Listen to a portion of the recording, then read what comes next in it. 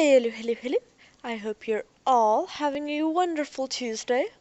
I know mine is going to be long since I'm planning on doing a Lord of the Rings marathon later today. Anyway, let's get started. Chapter 4 Alien Life. Ragged patches of light floated past David Starr. Slowly he became aware of a tremendous tingling all about him and a separate pressure on his back. The back pressure resolved itself into the fact that he was lying face up on a hard mattress. The tingling he knew to be the aftermath of a stun gun, a weapon whose radiation worked upon the nerve centers at the base of the brain.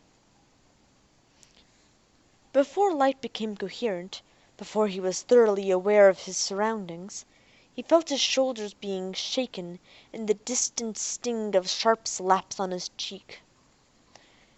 The light washed into his open eyes and he brought his tingling arm up to ward off the next slap. It was Bigman leaning over him, his little rabbity face, with his round, snub nose nearly touching his. He said, "By Ganymede, I thought they finished you for good." David brought himself up to an aching elbow. He said, "It almost feels as if they did. Where are we?" "In the farm lockup. It's no use trying to get out, either. The door's locked, the windows are barred." He looked depressed. David felt under his arms. They'd removed his blasters. Naturally. So much was to be expected. He said, "Did they stun you too, Bigman?" Bigman shook his head. "Zirkus horizontaled me with the gun, but—" He fingered a region of his skull with gingerly distaste. Then he swallowed, "But I nearly broke his arm first." There was a sound of footsteps outside the door. David sat up and waited. Hens entered, and with him there came an older man, with a long, tired-looking face, set off by faded blue eyes under bushy gray eyebrows, that seemed fixed in a permanent furrow. He was dressed in a city costume, which was much like that of Earth. He even lacked the Martian hip boots. Hens spoke to Bigman first. "Get to the chow house, and the first time you sneeze without permission be broken in two." Bigman scowled and waved to David with an "I'll be seeing you, Earthman," and swaggered out with a clattering of boots. Hens watched him leave and locked the door behind him. He turned to the man with the gray eyebrows. "This is the one, Mr. Mackin. He calls himself Williams." "Took a chance stunning him, Hens. If you'd killed him, a valuable lead might have gone with the carnal dust." Hens shrugged. "He was armed. We could take no chances. In any case, he's here, sir." They were discussing him, David thought, as though he weren't there or was just another inanimate part of the bed. Macian turned to him, his eyes hard. "You there. I own this ranch. Over 100 miles in any direction is all Macian. I say who is to be free and who is to be in prison, who works and who starves, even who lives and who dies. Do you understand me?" "Yes," said David. "Then answer frankly, and you'll have nothing to fear. Try to hide anything, we'll have it out of you one way or another. We may have to kill you. Do you understand me?" "Perfectly." "Is your name Williams?" "It's the only name I'll give on Mars." "Fair enough. What do you know about food poisoning?" David swung his feet off the bed. He said, "Look, my sister died over an afternoon snack of bread and jam. She was 12 years old and lay there dead with the jam still on her face. We called the doctor. He said it was food poisoning and told us not to eat anything in the house till he came back with certain analytical equipment. He never came back. Someone else came instead. Someone with a great deal of authority. He had plainclothes men to escort him. He had us describe all that had happened. He said to us it was a heart attack. We told him that was ridiculous, because my sister had nothing wrong with her heart, but he wouldn't listen to us. He told us if we spread ridiculous stories about food poisoning we would get in trouble. Then he took the jar of jam with him. He was even angry with us for having wiped the jam from my sister's lips. I tried to get in touch with our doctor, but his nurse would never admit he was in. I broke into his office and found him there, but all he would say was that he had made a mistaken diagnosis. He seemed afraid to talk about it. I went to the police, but they wouldn't listen." The jar of jam the Mentcoy was the only thing in the house that my sister ate that day that the rest of the family hadn't eaten as well. The jar was freshly opened and was imported from Mars. We're old-fashioned people and like the old food. That was the only Mars product in the house. I tried to find through the newspapers whether there had been any other cases of food poisoning. It all seemed so suspicious to me. I even went to International City. I quit my job and decided that in one way or another I would find out what had killed my sister and try to nail anyone that might be responsible. Everywhere I hit a blank, and then there came policemen with a warrant for my arrest. I was almost expecting that, and got out a step ahead of them. I came to Mars for two reasons. First, it was the only way to keep out of jail. That doesn't seem so now, does it? And second, because of one thing I did find out. There were 2 or 3 suspicious deaths in the restaurants of International City, and in each case they were restaurants which featured Martian cuisines. So I decided the answer was on Mars. Mackian was running a thick thumb down the long line of his chin. He said, "The yarn hangs together, Hens. What do you think?" "I say, get the names and dates and check the story. We don't know who this man is." Mackian sounded almost querulous. "You know we can't do that, Hens. I don't want to do anything that would spread news of all this mess. It would break the entire syndicate." He turned to David. "I'm going to send Benson out to speak to you. He's our agronomist." Then again to Hens. "You stay here till Benson comes." It was about half an hour before Benson came. During that interval David leaned carelessly back on the cot paying no attention to Hens, who, for his part, played the same sort of game. Then the door opened and the voice said, "I'm Benson."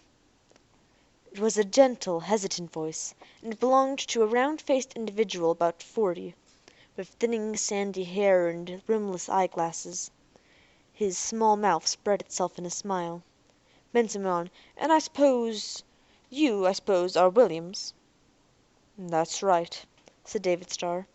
Benson looked carefully at the young Earthman, as though he were analyzing him by eye. He said, "Are you disposed to violence?" "I'm unarmed," David pointed out, "and surrounded by a farm full of men quite ready to kill me if I step out of line." "Quite right. Would you leave us, Hens?" Hens jumped to his feet in protest. "That's not safe, Benson!" "Please, Hens." Benson's mild eyes peered over his spectacles.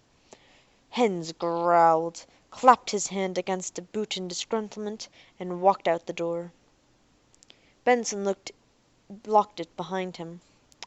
"You see, Williams," he said apologetically, "in that last half year I've grown to be an important man here. Even Hens listens to me. I'm still not used to it," he smiled again. "Tell me, Mr. Mackian says you actually witnessed a death by this strange food poisoning." "My sister's." "Oh!" Benson flushed. "I'm dreadfully sorry. I know it must be a painful subject to you, but might I have the details? It's very important." David repeated the story he had earlier told Mackian. Benson said, "And it happened as quickly as that?" "It could only have been 5 to 10 minutes after she had eaten." "Terrible, terrible! You have no idea how distressing all this is." He was rubbing his hands together nervously. "In any case, Williams, I'd like to fill in the story for you. You've guessed most of it, anyway, and somehow I feel responsible to you for what happened to your sister. All of us here on Mars are responsible, until such a time as we clear up the mystery. You see, this has been going on for months now, these poisonings. Not many, but enough to have us at our wits' end.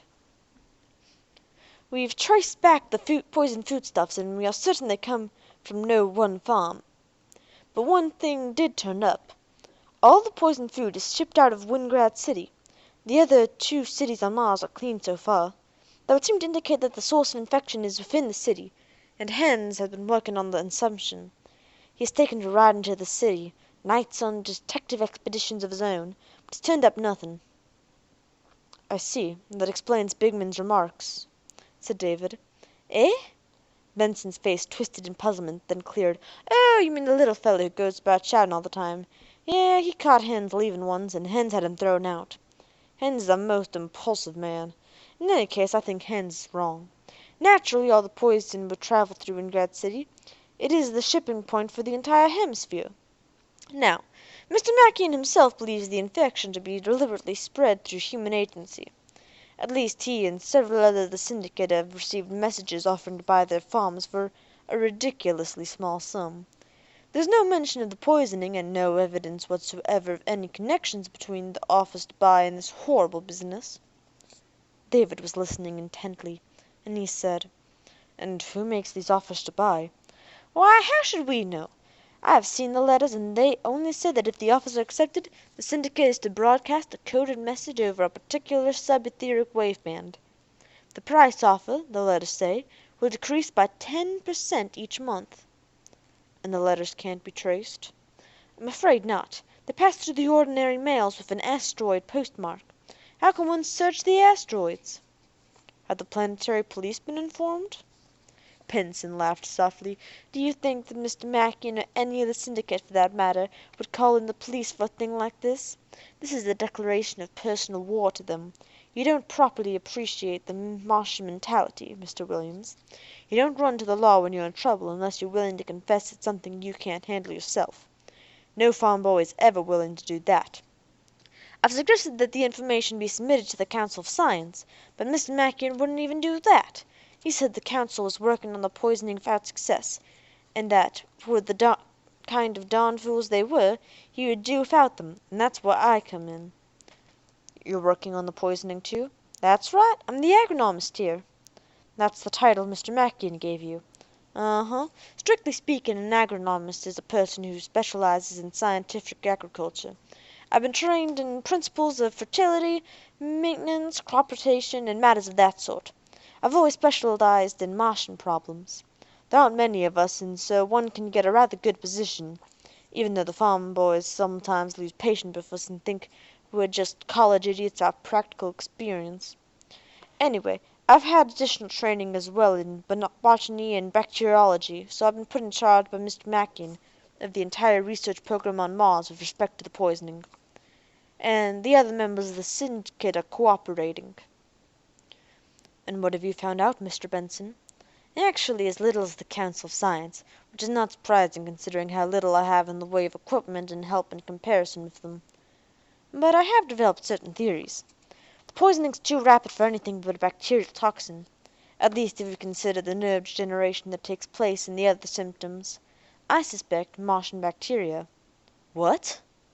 "There is Martian life, you know. When Earthmen first arrived, Mars was covered with simple forms of life. There were giant algae whose blue-green color was seen telescopically even before space travel was invented.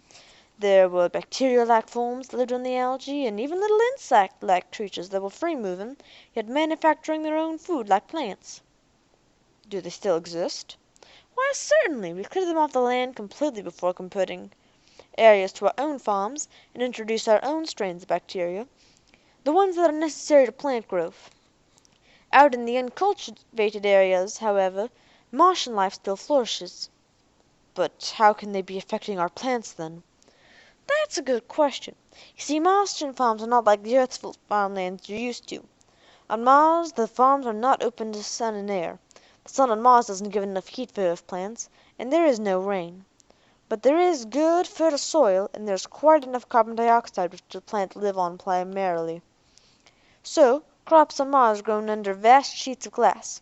They are seeded, cared for, and harvested by nearly automatic machinery so that our farm boys are machinists more than anything else. The farms are artificially watered by a system of planet-wide piping that carries back to the polar ice caps. I tell you this so you realize that it would be difficult to infect plants ordinarily. The fields are closed and guarded from all directions except from beneath." "What does that mean?" said David. "It means that underneath are the famous Martian caverns, and within them there may be intelligent Martians." "You mean Martian men?" "Not men, but organisms as intelligent as man. I have reason to believe that there are Martian intelligences that are probably anxious to drive us intruding Earthmen from the face of their planet." And thus ends our chapter with the good old alien conspiracies. I hope you have enjoyed, and have a nice day. Bye!